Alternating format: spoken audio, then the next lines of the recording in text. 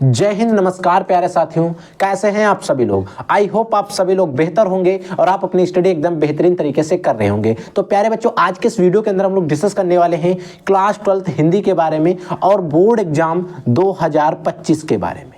Board exam 2025 के बारे में, तो अगर आप लोग इस बार क्लास 12th में हैं और आपको बोर्ड एग्जाम 2025 देना है तो आज का ये वीडियो सबसे ज्यादा आपके लिए इंपॉर्टेंट है, क्योंकि आज हम कई ऐसे क्वेश्चंस को कवर अप करने वाले हैं। मैं कहता हूं आज मैं आपको 40 सबसे ज्यादा जो इंपॉर्टेंट क्वेश्चन बताने वाला हूं, वो क्वेश्चन आपके गद्य खंड से भी होंगे और इसमें पद्य खंड से होंगे।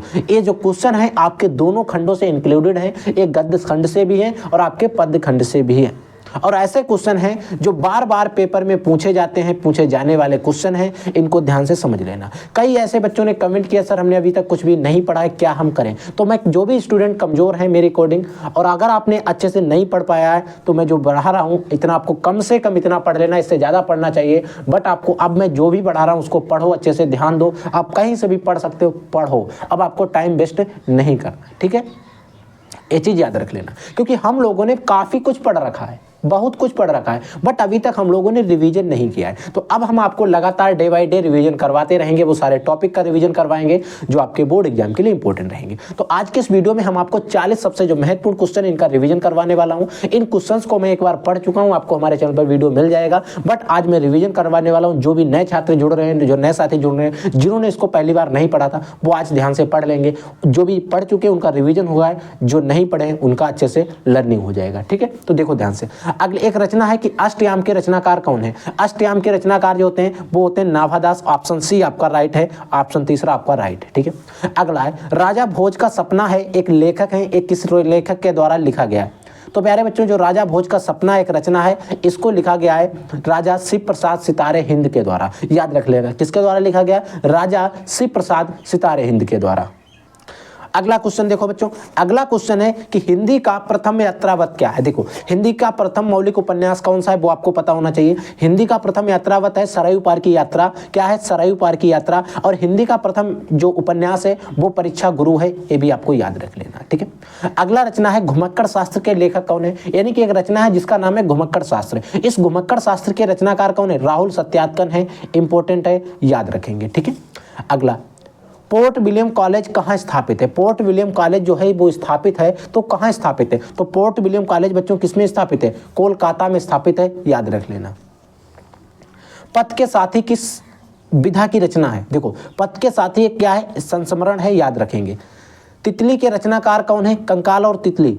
तितली के रचनाकार जयशंकर प्रसाद है, इनकी एक रचना है जिसका नाम है कंकाल, वो भी आपके लिए इंपॉर्टेंट है। यानी कि कंकाल और तितली जयशंकर प्रसाद के दो उपन्यास हैं जो आपके बोर्ड एग्जाम में आपसे पूछे जा सकते हैं, तो आप याद इनको जरूर रखेंगे, ठीक है। समझ में आ गए। अगला देखो बच्चों, अगली आपका है कि हिंदी का प्रथम उपन्यास माना जाता है परीक्षा गुरु को, जो कि अभी हम लोगों ने पीछे भी आपको बताया दिया था। अस्क उपन्यास है, एक अस्क उपन्यास है। ये अस्क नामक उपन्यास जो है वो किसका है? वो बच्चों है उपेंद्र नाथ जी का, इंपॉर्टेंट, याद रखेंगे। अगला क्वेश्चन है भारतेंदु युग की पत्रिका है, इनमें से कौन सी पत्रिका जो है भारतेंदु युग की है? अब जैसे यहाँ पे तो आपको डायरेक्ट निशान लगा हुआ दिखाई दे रहा है तो आप डायरेक्ट बता देंगे, बट आपको याद रख लेना अगर निशान नहीं आता, क्योंकि पेपर में तो ऐसा आएगा नहीं। तो पेपर में तो सिर्फ 4 ऑप्शन दिए होंगे, कवि वचन सुधा दिया रहेगा, सरस्वती दिया गया, मर्यादा या फिर हंसिया, ऑप्शन कोई भी हो गया, बट उसमें एक ऑप्शन ऐसा जरूर मिलेगा जिसमें लिखा होगा कवि वचन सुधा, ठीक है। अगला देखो, अगली है चिंतामणि के रचनाकार कौन है? चिंतामणि और विचार विधि। चिंतामणि के जो रचनाकार हैं रामचंद्र शुक्ल हैं, इनका पूरा नाम है आचार्य रामचंद्र शुक्ल, ठीक है। तार सप्ताह के संपादक कौन है? तार सप्ताह के संपादक हैं अज्ञे जी। अज्ञे का पूरा नाम है सचिदानंद हीरानंद वात्स्ययन अज्ञे, याद रख लेना, अगर बोर्ड एग्जाम में आता है तो आप लिख ही रहेंगे। हंस पत्रिका के संपादक कौन है? आपको बोर्ड एग्जाम में एक पत्रिका का क्वेश्चन जरूर देखने को मिलता है। तो हंस पत्रिका जो लिखी है वो प्रेमचंद्र के द्वारा लिखा गया है, मुंशी प्रेमचंद्र का पूरा नाम है। बाबू गुलाब राय की आत्मकथा, बाबू गुलाब राम की आत्मकथा एक जो है किसने लिखी? बाबू गुलाब राय की आत्मकथा कौन सी है बताओ? वो है मेरी असफलताएं। बाबू गुलाब राय की आत्मकथा है कौन? मेरी असफलताएं। आपने रचना एक सुनी होगी, ठीक है। अगला देखो, आनंद कादम्बिनी पत्र के संपादक थे। एक आनंद कादम्बिनी एक पत्र था, उस पत्र के संपादक कौन है? उस पत्र के बच्चों संपादक थे बद्री नारायण चौधरी प्रेमघन, ठीक है।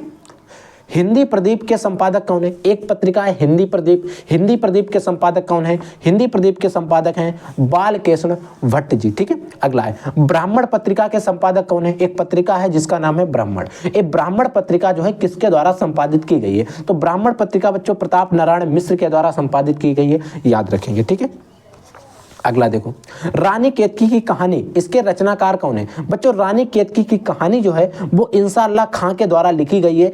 इंपॉर्टेंट है, वेरी वेरी मोस्ट इंपॉर्टेंट है। 110% आपको याद जरूर रखने है, क्योंकि ये जो है बोर्ड एग्जाम के पेपर में आपसे जरूर पूछी जा सकती है। एकांकी का सम्राट किसे कहा जाता है? एकांकी का जनक किसे कहा जाता है? ऐसा अगर आपसे पूछा जाता है तो याद रख लेना, एकांकी का जनक, एकांकी का सम्राट राम कुमार वर्मा जी को कहा जाता है। कभी कभी डॉक्टर राम कुमार वर्मा लिख के आता है, तो याद रख लेना एकांकी का सम्राट की बात करें, एकांकी के जनक की बात करें तो किसको कहा जाता है? राम कुमार वर्मा को कहा जाता है। बहुत इंपॉर्टेंट क्वेश्चन है, बोर्ड का पेपर आप उठा के देख लेना, प्रीवियस ईयर क्वेश्चन पेपर उठा के देख लेना, काफी बार आपसे पूछा गया। ठीक है, द्विवेदी कालीन के लेखक कौन है? इनमें से कौन जो है द्विवेदी कालीन के लेखक हैं? तो इनमें से कौन है? सरदार पूर्ण सिंह है।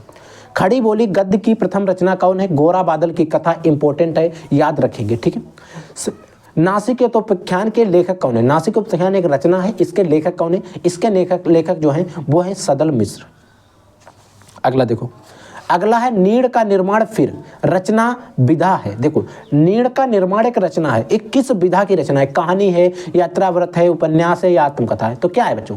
आत्मकथा है। ठीक है, अगला देखो भारत दुर्दशा के लेखक कौन है? देखो इंपॉर्टेंट क्वेश्चन है कि भारत दुर्दशा के लेखक कौन है? भारत दुर्दशा के जो लेखक हैं वो हैं भारतेंदु हरिश्चंद्र जी। कौन है? भारतेंदु हरिश्चंद्र जी हैं भारत दुर्दशा के लेखक। ठीक, अगला है आवारा मसीहा के लेखक कौन है? एक रचना है जिसका नाम है आवारा मसीहा। इस आवारा मसीहा के जो रचना है इसके रचनाकार कौन है?